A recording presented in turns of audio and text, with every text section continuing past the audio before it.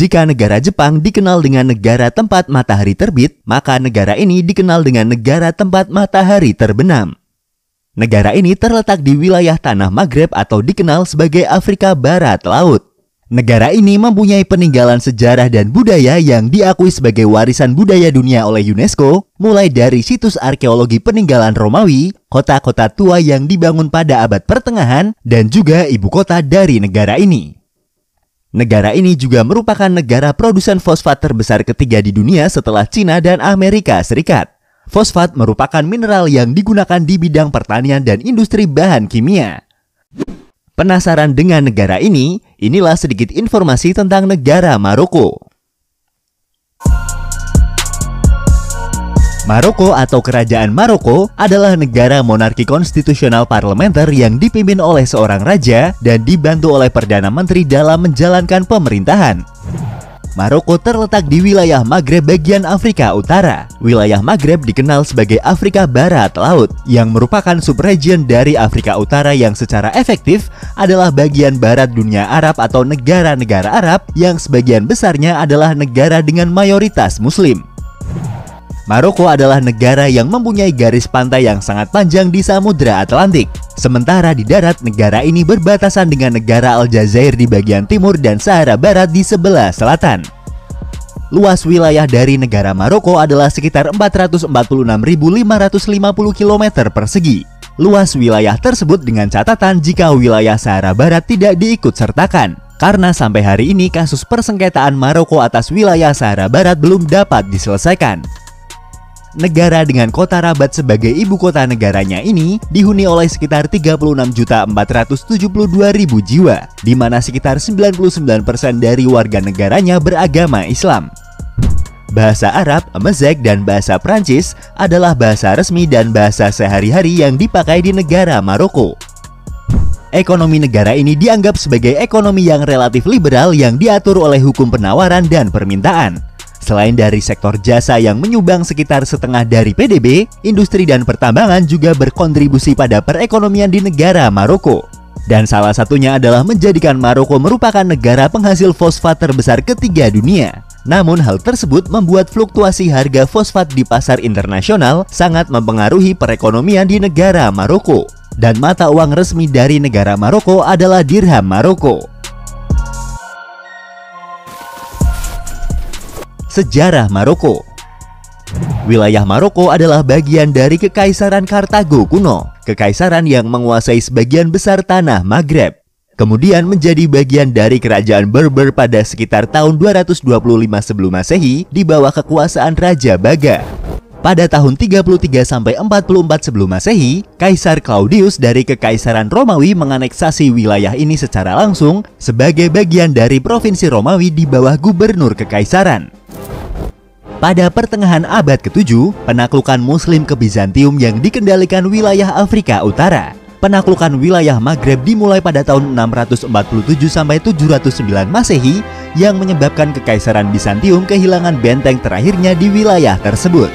Di bawah kekuasaan Islam pada saat itu, wilayah Maroko pada awalnya diorganisasi sebagai provinsi tambahan dari Ifriqiya yang dipimpin oleh seorang gubernur lokal yang ditunjuk oleh gubernur Muslim. Suku-suku Berber di wilayah tersebut mengadopsi Islam, tetapi tetap mempertahankan hukum adat mereka.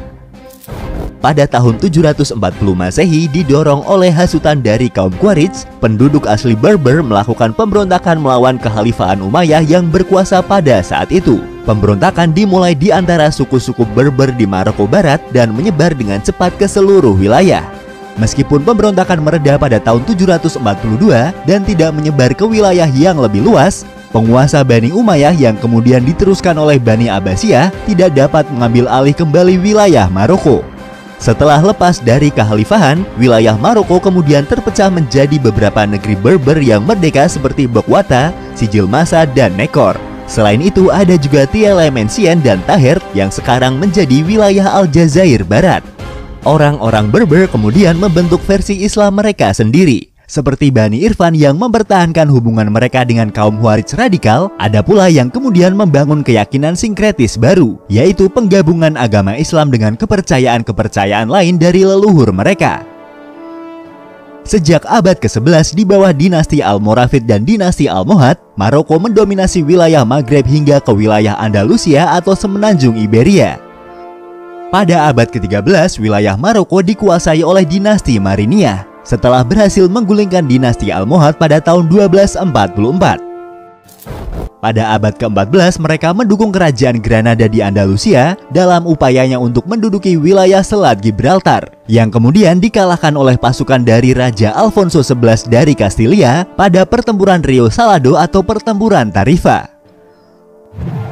Pada tahun 1549, wilayah Maroko dikuasai oleh dinasti Saadi. Di bawah kepemimpinan dinasti ini, Maroko mengusir serbuan dari Kekaisaran Ottoman dan juga invasi Portugis pada pertempuran Sar el Kebir atau dikenal juga sebagai Battle of Three Kings pada tahun 1578. Di tahun 1631, Maroko berada di bawah kekuasaan dinasti Alawid. Dinasti ini mengklaim sebagai keturunan Nabi Muhammad SAW melalui putrinya Fatimah Az-Zahra. Di bawah kekuasaannya, Maroko menghadapi agresi dari Spanyol dan sekutu Kekaisaran Ottoman. Di bawah kepemimpinan Sultan Mohammed III pada tahun 1757 sampai tahun 1790, wilayah Maroko dipersatukan dengan suku-suku yang ada di wilayah tersebut. Selain itu, wilayah Maroko juga diizinkan untuk mempertahankan otonomi mereka. Dan pada tanggal 20 Desember tahun 1777, Maroko adalah salah satu negara pertama yang mengakui kedaulatan Amerika Serikat yang baru saja merdeka. Lokasinya yang strategis di dekat mulut Mediterania membuat wilayah Afrika Barat Laut semakin dihargai karena potensinya untuk kolonialisasi oleh Eropa. Pada tahun 1912, wilayah Maroko dibagi menjadi protektorat Prancis dan Spanyol. Antara tahun 1921 dan tahun 1926 terjadi konflik bersenjata antara kekuasaan kolonial Spanyol dengan suku-suku Berber di Rif, sebuah wilayah di pegunungan Maroko yang menyebabkan terbentuknya Republik Rif. Dalam perang ini, pihak kolonial mengalami kekalahan dan kehilangan sekitar 13.000 personil tentaranya, hingga kemudian Prancis membantu Spanyol untuk menekan pemberontakan yang dilakukan oleh Republik Rif. Pada tahun 1944, Partai Istiqlal atau Partai Kemerdekaan, partai yang didirikan untuk menekan kemerdekaan, memberikan sebagian besar kepemimpinan kepada gerakan nasionalis, merilis sebuah manifesto yang menuntut kemerdekaan penuh, penyatuan kembali nasional, dan konstitusi yang demokratis. Manifesto tersebut disetujui oleh Sultan Mohammed V sebelum kemudian diserahkan kepada Jenderal Prancis. Pada akhir 1955, Sultan Mohammed V berhasil menegosiasikan pemulihan bertahap kemerdekaan Maroko dalam rangka saling ketergantungan antara Prancis dan Maroko. Sang Sultan setuju untuk melembagakan reformasi yang akan merubah Maroko menjadi monarki konstitusional dengan bentuk pemerintahan yang demokratis. Pada tanggal 7 April tahun 1956, Prancis secara resmi melepaskan protektoratnya di wilayah Maroko yang menandai kemerdekaan dari negara Maroko. Penghapusan protektorat Spanyol dan pengakuan kemerdekaan Maroko oleh Spanyol dinegosiasikan secara terpisah dan dibuat final dalam deklarasi bersama. Melalui perjanjian ini, kendali Maroko atas daerah-daerah yang dikuasai oleh Spanyol dipulihkan, kecuali wilayah Ceuta dan Melilla yang tetap menjadi daerah kekuasaan Spanyol. Itulah sedikit ringkasan sejarah dari negara Maroko. Dan untuk mengenal lebih jauh tentang negara Maroko, berikut adalah 17 fakta tentang negara Maroko. Nama dari negara Maroko diambil dari nama kota Marrakech yang dalam bahasa Berber, kata Marrakech mempunyai arti tanah Allah. Penduduk awal dari wilayah yang saat ini bernama Maroko adalah orang-orang yang meninggalkan wilayah Sahara yang mengering dan menjadi gurun. Mereka pergi ke pegunungan Atlas dan kemudian ke wilayah pesisir. Kemudian orang-orang ini menciptakan akar kebudayaan Emezigh atau Berber. Sistem hukum yang ada di negara Maroko didasarkan pada hukum Islam serta hukum sipil Spanyol dan Prancis. Pada tanggal 30 Juli adalah hari nasional di negara Maroko yang diperingati sebagai hari tahta, yaitu hari ketika raja mereka naik tahta.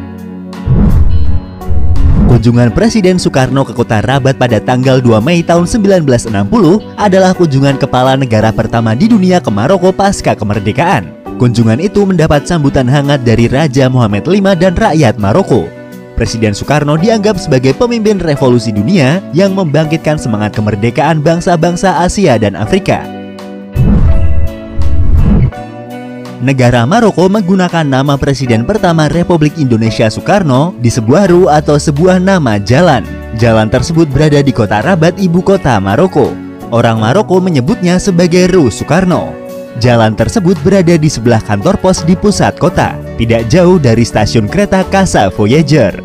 Penghormatan terhadap tokoh perjuangan kemerdekaan Republik Indonesia ini berawal dari jasa Soekarno menggalang kekuatan negara-negara dunia dalam Konferensi Asia Afrika pada tahun 1955 yang dilaksanakan di kota Bandung, Jawa Barat.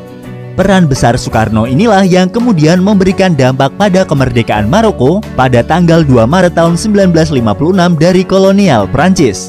Dan setelah itu Soekarno menjadi presiden pertama dari negara lain yang mengunjungi Maroko setelah kemerdekaan negara Maroko. Ekonomi negara Maroko adalah yang terbesar kelima di benua Afrika. Setengah dari ekonomi Maroko adalah dari sektor jasa, terutama pariwisata. Selain sektor lainnya seperti tambang dan pertanian serta ekspor ikan dan makanan laut. Buah jeruk adalah salah satu ekspor utama dari negara Maroko. Jeruk merupakan buah yang banyak tumbuh di negara Maroko seperti jeruk keprok, clementine, dan jeruk mandarin. Meskipun ekspor kurma Maroko terbilang relatif kecil dibanding dengan negara eksportir kurma lainnya, namun lebih dari 112.000 ton kurma diekspor dari negara ini setiap tahunnya. Universitas Al-Qarawin adalah sebuah universitas dan pusat studi teologi Islam. Universitas ini diakui sebagai salah satu universitas tertua yang masih ada di dunia, yang didirikan sejak tahun 858 Masehi. Kota Sefsaun adalah salah satu kota yang indah dan banyak dikunjungi oleh para wisatawan. Karena bangunan di kota ini semuanya dicat dengan warna biru yang mampu memberikan nuansa berbeda di kota ini. Kota Volubles adalah kota tua peninggalan peradaban Romawi yang dibangun sejak abad ketiga sebelum Masehi. Berdiri di atas area seluas 40 hektar, kota Volubles saat ini menjadi salah satu situs warisan dunia oleh UNESCO. Kota Rabat selain sebagai ibu kota Maroko adalah kota bersejarah dengan peninggalan benteng-bentengnya dan juga peninggalan arsitektur Islam dan kolonial Prancis. Kota ini juga merupakan salah satu situs warisan dunia oleh UNESCO. Masjid Hasan II di kota Casablanca adalah masjid terbesar ke-7 di dunia. Masjid ini dibangun pada tahun 1986 sampai tahun 1993. Masjid Hasan II mempunyai kapasitas sekitar 25.000 jamaah dan ditambah lagi dengan pelataran masjid yang mampu menampung sekitar 80.000 jamaah. Meskipun dikenal dengan negara yang mempunyai gurun, Maroko juga mempunyai tempat bermain ski ataupun snowboarding. Tempat tersebut adalah Oukaïmeden, sebuah resort ski alami yang terkenal di negara Maroko. Di negara Maroko terdapat pohon kambing. Pohon tersebut dipenuhi oleh kambing yang bertengger di atas pohon. Menurut informasi, fenomena pohon kambing ini digunakan sebagai daya tarik wisatawan untuk berkunjung ke negara Maroko. Pohon kambing ini disebut sebagai pohon argan. Itulah tadi sedikit rangkuman tentang negara Maroko. Negara gurun tetapi mempunyai arti penting untuk wilayah sekitarnya. Terima kasih sudah menonton dan tunggu video dari kami selanjutnya.